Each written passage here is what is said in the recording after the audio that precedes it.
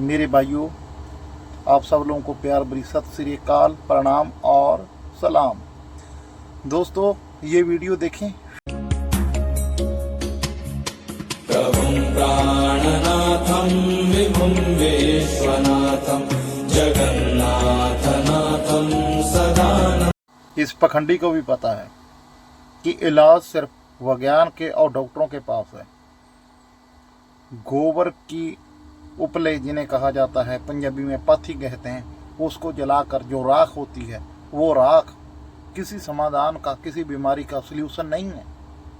मगर लोगों को ये कहते हैं कि जी आप भूती ले जाएं, और कईयों के जूते भी मार देते हैं, कान में भी फूंक मार देते हैं, आशीर्वाद दे देते हैं। ये सब पखंड है। पखंड के इस धंधे को जितनी जल्दी आप हिंदुस्तान की आवाम पब्लिक समझ लेगी ना, उसी में पूरे देश का कल्याण है।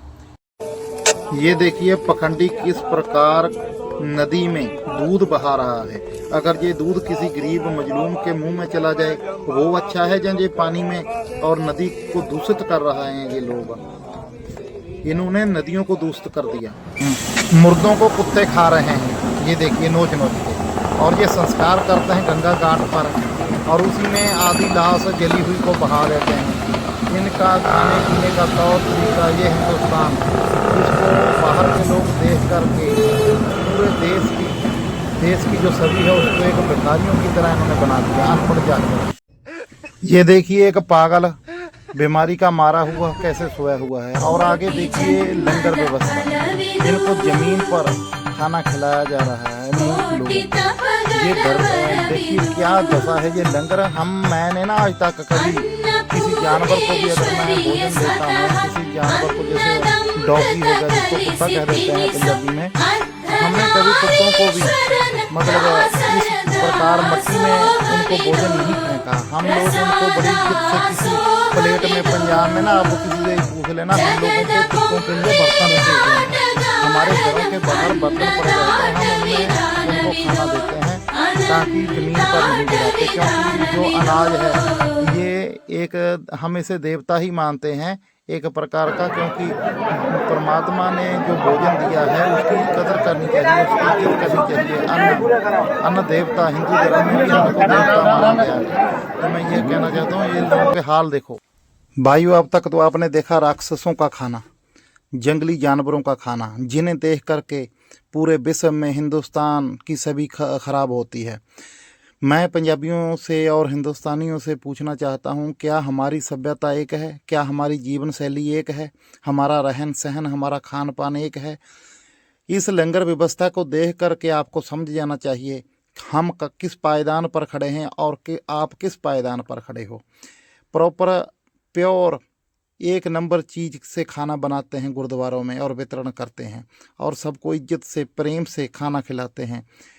ये देखिए कितने अच्छे तरीके से खाना भोजन बन रहा है, पक रहा है, आपके सामने है। ऐसी सफाई, इतनी सफाई मैं समझता हूँ लोग घरों में भी नहीं करते जितनी सफाई यहाँ हमारे गुरुद्वारों में है। ये फ़र्क है सिखों में और दूसरे लोगों में। आपको ये चीज़ समझनी होगी कि हमारा जो स्टाइल है, जीवन शैली है, वो आपसे अलग है। ये देखिए देसी घी, प्योर देसी घी में हलवा बनाया जा रहा है और फिर वितरण के लिए ले जाया जा रहा है। ये हमारे मुसलमान भाइयों का लंगर है। ये देखिए वो औरत ने दोबारा मांग लिया, उसको धक्का दे करके साले ने आगे निकाल दिया। मैं चाहता हूँ कि तमाम लोग सिख धर्म को अपना लें, आपको अकल भी बुद्धि भी आएगी। देखिए धर्म क्या होता है, धर्म हमें जीवन शैली सिखाता है, जीने और ज़िंदगी जीने का तरीका सिखाता है। अगर हम ज़िंदगी जीने का तरीका ही नहीं सीख सके तो ऐसे धर्म से क्या लेना। ये देखिए सिखों की व्यवस्था है। देखिए कितने इज्जत से, प्रेम से लोगों को सफाई से खाना खिला रहे हैं। एक बंदे जंगली जानवरों की तरह ज़मीन पर फेंक रहे हैं खाना, दूसरे प्रेम से थाली में, और थाली भी आपको धोने की ज़रूरत नहीं, वहाँ सेवादार हैं, और सेवादार भी IPS अधिकारी, उच्च अधिकारी, मंत्री संतरी, कोई गरीब नहीं। बहुत आलीशान मकानों में रहने वाले लोग आपके बर्तन सफाई करते हैं, जिन्होंने घरों में 10-10 नौकर रखे हुए हैं, वो लोग लंगर के बर्तनों की सफाई करते हैं। ये देखिए कितनी शांति है गुरु के लंगर। और दूसरी तरफ ये भारत के लोग जो चूहों के साथ खाना खा रहे हैं, जानवरों के साथ, क्या इनसे हमारा मेल है? मैं पंजाबियों से पूछना चाहता हूँ, क्या हमारी सभ्यता इनसे मेल खाती है? ये जानवर हैं या इंसान हैं? मुझे तो ये जानवर लग रहे हैं। ये देखिए, क्या आपने कभी किसी गुरुद्वारे में दर्शन करने गए लोगों के साथ इस प्रकार व्यवहार होता हुआ जंगली जानवरों की तरह? ये देखिए क्या कर रहे हैं, ये शिवलिंग के दर्शन कर रहे हैं, ये भोजन कर रहे हैं। ये देखिए, ये हालात हैं इनके। ये हमारे बराबर के है ही नहीं। हमें धक्के से हिंदुस्तान के साथ जोड़ा गया है। ये I said no selfie. Selfie. Please ma'am एक selfie, He's following us. He's stop us again. एक सेल्फी प्लीज मैम, 2 सेकंड नहीं लगेंगे, एक selfie Really annoying. Ma'am, No, go away. एक प्लीज मैम, मैम एक ma'am,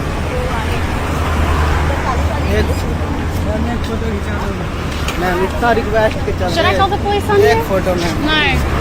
ma'am ma'am ma'am Just go away. Bye. ये कोई foreigner ladies है, औरत है जो हिंदुस्तान आई है घूमने फिरने के लिए। इसे यूट्यूब पर ताजमहल बहुत अच्छा लगा, इसे बहुत ही अच्छा लगा रेड फोर्ट और राजस्थान के किले। लेकिन इसे ये नहीं पता था कि वहाँ एक जंगली जाति रहती है, जंगली धर्म के लोग रहते हैं।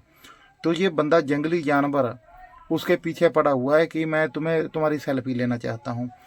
इस एक वीडियो के चलते ये वीडियो इतनी वायरल हुई है दुनिया में, हद से ज़्यादा यूरोपियन कंट्रियों में। वहाँ के लोग देख करके क्या सोचेंगे अगर तुम्हारी कोई बहन के साथ, तुम्हारी माँ के साथ, तुम्हारी बेटी के साथ, तुम्हारी गर्लफ्रेंड के साथ, अगर तुम्हारी वाइफ के साथ कोई बंदा कहे मुझे सेल्फी लेनी है, तो क्या तुम लेने दोगे?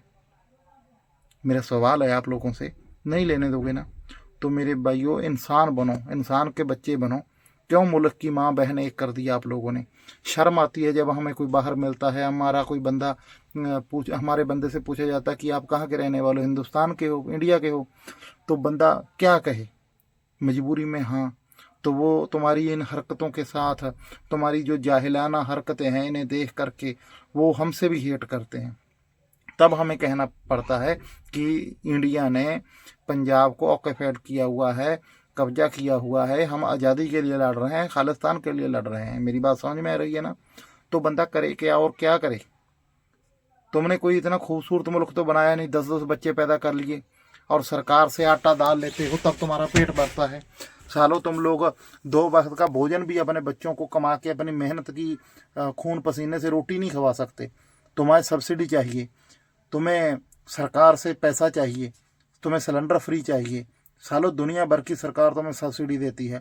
देश तरक्की क्या करेगा देश तरक्की जब सरकार तुम्हें इतनी सब्सिडी देती रहेगी? बच्चे पैदा तुम करो और सब्सिडी तुम्हें सरकार दे। तुम्हारे बुजुर्गों को तुम संभाल नहीं सकते, 1500 रुपया सरकार देती है तुम्हारे बुजुर्गों को। तुम्हारे बच्चों को तुम खाना नहीं खिला पा रहे, मिड डे मील के तहत उनको भोजन दिया जाता है स्कूलों में। सालों पैदा क्यों किया बच्चा?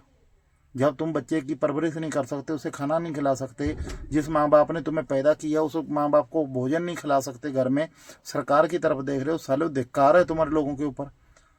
अरे हमारी तरफ देखो, सिख सरदारों की तरफ देखो, हम खुद भी पेट भरते हैं, हमारे औरतें भी खुश रहती हैं। सिखों की कभी औरत देखी है नाराज? बहुत कम केस होंगे, 1-2 का। और हम लोगों का भी पेट भरते हैं। 1-1.5 लाख बंदा दरबार साहिब में डेली खाना खाता है। हिंदुस्तान के जितने भी गुरुद्वारा हैं, 24 घंटे आप वहाँ जाएं, जा कर के भोजन की मांग करें, आपको भोजन बाइज्जत खिलाया जाएगा। और आपकी आबादी सबसे ज़्यादा है, आपकी आबादी ही ज़्यादा नहीं है, हिंदुस्तान का सारा सरमाया आपके पास है। बड़े बड़े, मैं समझता हूँ हिंदुस्तान की जितनी दौलत है वो हमारे सनातनी भाइयों के पास है। 95% दौलत है, 95% दौलत आपके पास है। साउथ के मंदिरों में सोने के भंडार पड़े हैं। आप लोग नहीं लंगर चला सकते, सब चला सकते हो, लेकिन नीयत नहीं है, तुम्हें शिक्षा नहीं है। आओ गुरु नानक की शरण में सिख बन जाओ। सिख बनोगे तो तुम्हें जीने का तरीका पता चलेगा। तुम दुनिया में छाती तान के कह सकते हो कि हम इंडियन है। तुम्हें शर्म महसूस करने की ज़रूरत नहीं पड़ेगी। अगर तुम गुरु नानक के घर के साथ जुड़ जाओ, गुरु नानक के चरणों से जुड़ोगे, तो तुम्हें इज्जत मिलेगी, ज़िंदगी अच्छे से जी पाओगे और एक अच्छे इंसान बनोगे। इतनी बातें करता हुआ मैं आप सब लोगों को दोबारा सत श्री अकाल, सलाम, नमस्कार।